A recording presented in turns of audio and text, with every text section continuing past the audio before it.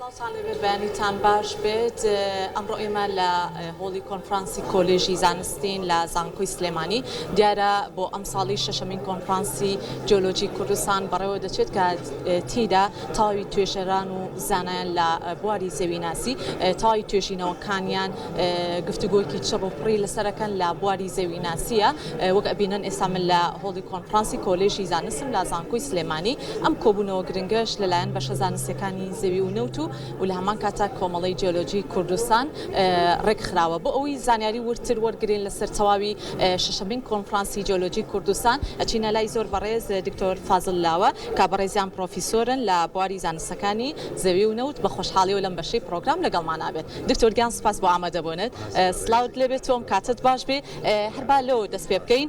شەشەمین کۆنفرانسی جیۆلۆجی کوردستان پێمان بڵێ ناوەڕۆکەکەی باس لە چیەکە مەبەست و ئامانجی ئەم کۆنفرانسەش خۆی لە چیابینێت بەڵێ ئەم کۆنفرانسا باسی جیۆلۆجیای کوردستان و سامانە سروشتەکانی کوردستان و چۆن بەکاربیێنێ لە پێناوی خزمەتی وڵاتەکەمانەوە و سەرچاوە سروشتەکان وەکو ئاو و ئەوانەی کە بایەخ بین بە ژینگە و لەکوێ کارگە دروست بێت و ئەمانە بەڕاستی ئاراستەکردنی توێژینەکان بەرەو ئاراستەیەکی پراکتیکیە و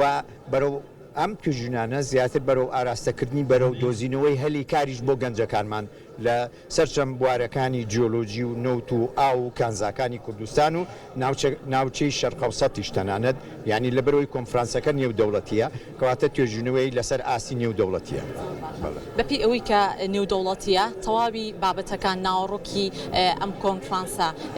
چ بابەتێکی تیاخرێتە ڕوو و ئەو کەسە بەشداربووانش کێن توێژەرەکان زانایان لەم بوارەیە بەشدارن لە شەشەمین کۆنفرانسی نێودەوڵەتی جیۆلۆجی کوردستان بەڵێ ئەوانەی کە بەشدارن بەڕاستی لە نزیکەی حوڵاتی جیهانی دەوروبەری کوردستان و عێراق و دەرەوە و ئەوروپامانە بەشدارن و بە تایبەتی لە وڵاتی چیکەوە بەشدارێکی گرنگیان هەیە وەکو کینیۆت سپیکەریش و وەکو دەستگای مەسحی جیۆلۆجی چیک بەشدارە بێت لەم کۆنفرانسا و هەروەها دەستگاکانی تری نەوتی عێراق وەمانە وەکو شەریکەی BP و شەریکاتی نەوتی عێراق و دام و دەستگاکانی جیۆلۆجیا لە عێراقا و هەروەها زانکۆکانی عێراق لە بواری جیۆلۆجیا کە بەشیان هەیە ئەوانە هەمووی ئاڵوگۆڕی داتا و زانیاری نوێ ئەکەن لە بوارە جیاجیەکانی زانستی جیۆلۆجی و زانستیکانی زەوی و نەوت و ئەو کانزانی کە گرنگن بۆ داهاتوو. زۆر بە کورتی ئەو وەڵامم دەستکەوێت بۆ هەرێمی کوردستان شەشەمین کۆنفرانسی نێودەوڵەتی جیۆلۆجی کوردستان چ بایەخێک و تایبەتمەندیەکی ئەبێت بۆ ئەم ساڵ و ساڵانی ئایندە بەڵێ بایەخێکی لەوەیە کە لەم کۆنفرانسا زیاتر بایەخەدا بەرەو پراکتیزەکردنی توێژینەوەکان کە لە خزمەتی خەڵق هابێ یعنی تەنها توێژینەوە نەبێت لە پێناوی توێژینەوە یعنی تەنها تیۆری نەبێ بەڵکو پراکتیک بێ کە خەڵقی ئێمە استیفادی لێ بکە ئێستا زانکۆی سلێمانی لیژنەی گەورەی دروست کردووە لەگەڵ دام و دەستگاکانی حکوومەتی هەرێمە کە بەشدار بن لە چالاکی تازە لە جێبەجێکردنی بۆ نمونە لە سلێمانیە سەدی چەقچەقوا دروست دەکرێتەوە بە ئاگاداری زانکۆی سلێمانی و جیۆلۆجیانی زانکۆی سلێمانی کانزای تر لە کوردستانەوە بەرهەمێنرێ ئەوە بە ئاگاداری زانکۆی سلێمانی بایەخدان بە ژینگە دۆزینەوەی هەلی کار بۆ جیۆپارک بۆ جیۆتۆریزم ئەوانە یەکێک لە بابەتە گرنگەکان کە لێرە ئاماژەی پێرێت و ئەمە گەشە سندنێکی ئابوووریە ڕێگایکی تازەی ئابووری لە وڵاتە بدۆزێتەوە کە خزمەتی هەموو هاوڵاتیانی کوردستانی تیاابێ بە یەکسانی سپاس بەڕێز سپاس بۆ ئامادەبوونت سپاس بۆ زۆر بەڕێز دکتۆر فازڵ لاوە بەڕێزیان پرۆفیسۆریان هەیە لە بواری زانستەکانی زەوی و نەوت سپاس بۆ وتەکانی و بۆ زانیاریەکانی ئێستا پێم خۆشە بچمە لای لیژنەی ئامادەکاری کە لەم بەشەی پرۆگرام زۆر بەڕێز دکتۆر ئیبراهیم محەممەدم لەگەڵا بێت سەرۆکی لیژنەی ئامادەکاری شەشەمین کۆنفرانسی نێودەوڵەتی جیۆلۆجی کوردستان بە خۆشحاڵیەوە لەگەڵمانەیە دکتۆرگیان ئەگەر ئەرکێشی سلااوت لێبێت و بەیانیت باش بێ هەربا لەوە دەست پێ بکەین وەکو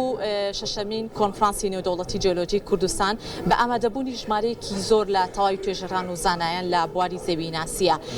ئەم بابەتە گرنگانی کە ئەکرێت بۆ هەرێمی کوردستان وەکوی دکتۆر فازڵیش ئاماژەی پێکرد بابەتێکی هەرە گرنگە لە ڕووی پراکتیکیەوە تا چەندە کاری زیاتر و زیاترەکەن بۆ ئەم بابەتە گرنگ زۆر سپاس بۆ ئامادەبوونتان بۆ شەشەمین کۆنفرانسی جیۆلۆجی کە لەسەر ئاستی کوردستان و عێراق ئەگیرێن لە کۆنفرانسەکەیە چەندین بواری تایبەت بە زەویناسی گفتوگۆی لەسەر ئەگرێ و لێکدانەوە لەباری بوومە لەرزە لەباری پێترۆلیۆم لەباری ئاو لەباری ئەوانەی کە تایبەتن بە بواری زەویناسی لە زەویە ئەوانەی هەمووی گفتوگۆی لەسەر ئەکەین لێکدانەوەی بۆ ئەوکەین ئەو پسپۆڕانی کە هاتوون لە دەرەوەی وڵات و لە ناویشەوە هەمووی بۆ ئەوەیە کە گفتوگۆیەکی زانستیانە بکەین لەسەر ئەو بابەتانەی کە تایبەتە بە جیۆلۆجیای کوردستانەوە. چ بابەتێکی تر هەیە کە ئەتەوێ بۆ ئێمە بۆ تای بینەرانی خۆشەویستی کورسات و پرۆگرامی ڕۆژێکی نوێ بخەیتەوە؟ بەڵێ زۆر سپاس.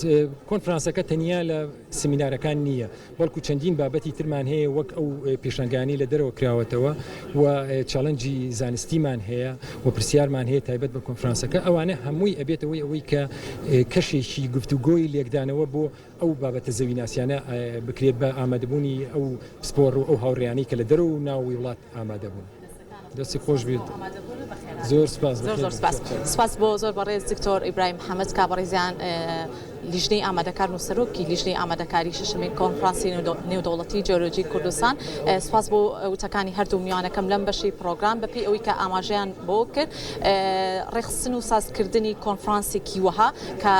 بە ئامادەبوونی یاخود بە بەشداریکردنی ژمارەیەکی یەکجار زۆر لە تەواوی توێژەران و زانایان لە ناوخۆ و دەرەوەی هەرێمی کوردستان وەک ئەوەی کە باسییان کرد زیاتر لە دە وڵات لەسەر ئاستی جیان بەشداریان کردووە بۆ ئەوەی گفتوگۆیەکی کراوە لە نێوان تەواوی توێژەران و زانایان لە بواری زەوی ناسیا بخەنەڕۆ نەک تەنیا لە بواری بڵێن لە ڕووی تیۆریە و بەڵکو لە ڕووی پراکتیکیشەوە کاری جدی لەم نێوەندەیە بکرێت و هەرێمی کوردستانیش لە ڕووی جیۆپۆلۆتیکەوە بتوانێت سوودی لێوەربگیرێت بۆ زۆر بواری وەک ئەوەی لە بواری زەوی لە بواری نەوت هەتا لە ڕووی با بڵێن ڕووداوی بۆمە لەرزش کە ئەمە کارێکی جدیە کە لەم کۆنفرانسەیە بابەتێکی هەرە گرنگە و کاری زیاتری لەسەرەکرێت. ئەگەڕێنەوە بۆ ستۆدیۆ بۆ لای هاوکارانم فەرمۆن.